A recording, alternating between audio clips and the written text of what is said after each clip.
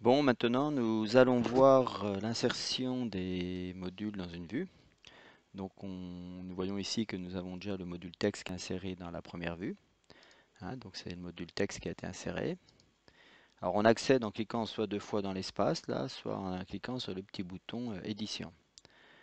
Alors, avant de rentrer dans la saisie du texte, on va déjà regarder un peu l'arborescence des éléments de ce module. Donc on retrouve, comme dans nos espaces verts et orange, on retrouve la même chose ici. Donc nous avons des éléments qui nous permettent d'insérer des zones qui sont donc en 12 colonnes. On peut avoir jusqu'à 12 colonnes. C'est la norme maintenant en HTML5 pour les sites en responsive design. Alors ici en fait ces éléments-là, ça correspond un peu à notre zone verte. Notre section verte qu'on a derrière, lorsqu'on ajoute, vous vous souvenez, on avait déjà des gabarits prêts, là c'est la même chose. Soit j'ajoute une grande zone, comme on voit ici, elle sera grise. Soit j'ajoute deux colonnes, voilà, trois colonnes, quatre, voilà. Vous voyez, je peux ajouter des éléments qui sont déjà complètement formatés. Après je les supprime, tout simplement. Voilà, hop, supprimer, supprimer, voilà. Donc ces éléments, lorsqu'ils sont insérés, ils sont là. Donc je peux très bien les déplacer. Je vais dire, tiens, je vais mettre celui-ci ici. Ah, celui-ci ici. Voilà. Alors, tout comme j'ai expliqué auparavant avec les zones, les sections vertes et puis les zones oranges, il est très important de bien réfléchir à ce qu'on fait sa page et puis surtout de sectionner un peu tout ce qu'on met. Ça permet de déplacer exactement un élément, etc. Alors là, on se rend compte qu'avec ce module texte, on a un peu une imbrication comme des poupées gigognes, les poupées russes. C'est-à-dire qu'en fait, j'ai mes zones vertes, section orange, mes zones orange derrière, et à l'intérieur même, je peux refaire la même chose, reproduire des éléments et puis remettre encore des éléments dedans.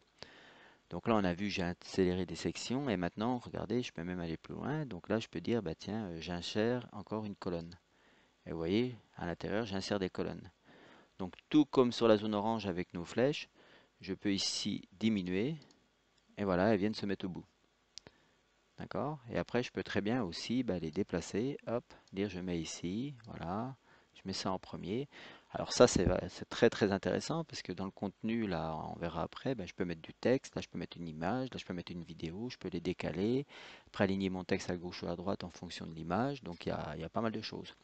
Je peux très bien aussi prendre cet élément-là et puis le déplacer dans celui du dessous. Vous voyez? Donc je peux vraiment tout bien conjuguer comme je veux, quoi. Alors toujours dans la même logique, essayer de caler un maximum sur la droite pour remplir les 12 colonnes. Alors là on voit par exemple, attendez, je vais supprimer un petit peu là, on se rende compte, voilà, toc, voilà. Je garde que deux sections grises avec des éléments dedans. Donc celui-là je vais le réduire. Voilà, celui-là aussi, il va se mettre au bout, voilà. Hop, celui-là excusez-moi, je l'agrandis. Voilà, celui-là aussi. Voilà. Donc on voit ici que j'ai une version bureau. Le petit œil lui me permet de voir mon texte en cachant tout. Ça, là c'est du code source. Donc pour ceux qui s'y connaissent, on peut interagir à ce niveau-là. Ok. Donc là, j'ai le bureau. Et quand je clique dessus, je vois que j'ai aussi un mode tablette, un mode smartphone, tout comme dans nos zones orange et puis verte. Je peux cocher. Et là, je peux dire, tiens, en smartphone, je veux pas que cet élément-là apparaisse. Donc je le cache. Celui-là, je le cache. Et celui-ci, je veux qu'il soit plus grand. Donc il va tout prendre. Regardez bien, je me remets en tablette. Je retrouve exactement ce que j'avais avant. Je me dis, là, celui-là, il faut qu'il aille au bout. Ok. Et celui-ci aussi, il faut qu'il aille au bout.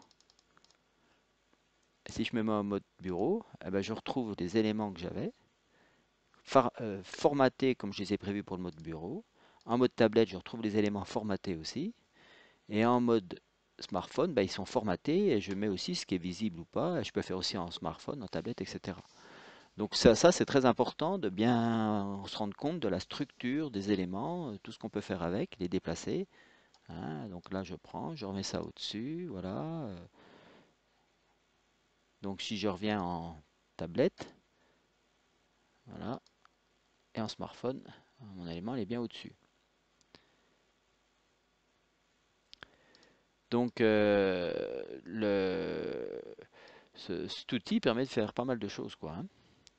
Voilà, donc je vais couper là pour cette mise en forme, hein, du module texte là, et après on va voir l'éditeur.